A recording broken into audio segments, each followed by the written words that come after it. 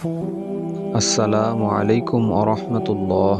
আলহামদুলিল্লাহি ওয়াহদা ওয়াসসালাতু ওয়াসসালামু আলা মাল্লা নাবিয়্যা বা'দা। সুস্থতা, অসুস্থতা, সুখ, দুঃখ, আনন্দ, ব্যথা সবই আল্লাহর তরফ থেকে হয়ে থাকে। মানুষ অসুস্থ হলে, দুঃখ বা ব্যথা পেলে অনেক বিরক্তি প্রকাশ করে, গালমন্দ করে, এমনকি আল্লাহর উপর অসন্তুষ্ট হয়, যা একেবারেই ঠিক নয়। অসুস্থ ব্যক্তির করণীয় বিষয়ে রাসূল সাল্লাল্লাহু আলাইহি ওয়াসাল্লামের নির্দেশনামূলক বাণী রয়েছে। নিম্নে আমরা এই বিষয়ে কিছু আলোচনা করব। নাম্বার ১, অসুস্থ ব্যক্তির কর্তব্য হলো আল্লাহর ফয়সালার উপর সন্তুষ্ট থাকা এবং সাধ্য মোতাবেক ধৈর্য ধারণ করা। স্বীয় প্রভুর প্রতি ভুল ধারণা পোষণ না করা। রাসূল সাল্লাল্লাহু আলাইহি ওয়াসাল্লাম বলেছেন, মুমিনের জন্য আশ্চর্যের বিষয় হলো, যদি তাকে আদেশ দেওয়া হয়, সব কর্মই তার কল্যাণকর হয়। আর এটা মুমিনের বৈশিষ্ট্য। তার প্রতি যদি কৃতজ্ঞতাপূর্ণ সুখ শান্তি আসে, তাহলে সেটা তার জন্য কল্যাণকরই হয়।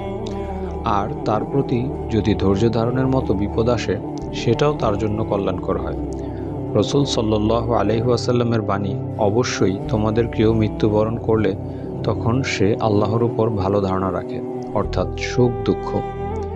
নাম্বার ২, অসুস্থ ব্যক্তির উচিত নিজ কর্মকাণ্ডের জন্য আল্লাহর ভয় এবং রহমত কামনা করা। হযরত আনাস রাদিয়াল্লাহু তাআলা আনহু হতে বর্ণিত যে রাসূল সাল্লাল্লাহু আলাইহি ওয়াসাল্লাম মৃত্যুশয্যায় শায়িত এক যুবকের নিকট গেলেন। তিনি তাকে বললেন, কেমন অনুভব করছো? যুবকটি বলল, আল্লাহর শপথ, হে আল্লাহর রাসূল, আমি আল্লাহর নিকট কামনা করি এবং আমার গুনাহের জন্য ভয় করি।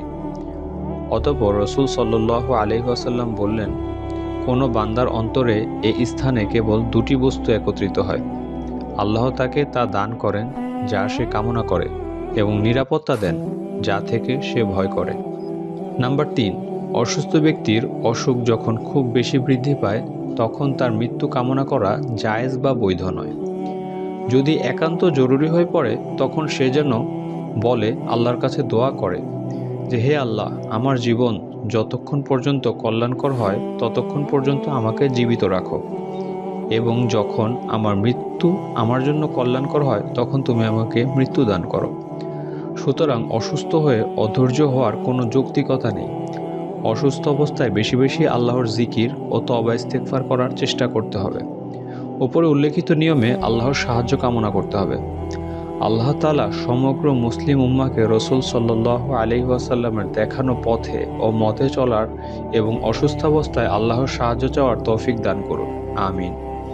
সুপ্রিয় সুধী, আপনারা যারা এখনও আমাদের এই চ্যানেলটিকে সাবস্ক্রাইব করেননি, আপনাদেরকে বলবো অবশ্যই সাবস্ক্রাইব করে আল্লাহর দলের একজন সদস্য হয়ে যান এবং এই ভিডিওটিতে একটি লাইক দিয়ে আমাদেরকে সাপোর্ট করুন এবং এই ভিডিওটিকে একটি শেয়ার করে দিন। সুবহানাকা আল্লাহুম্মা ওয়া বিহামদিকা আশহাদু আল্লা ইলাহা ইল্লা আনতা আস্তাগফিরুকা ওয়া আতুবু ইলাইক।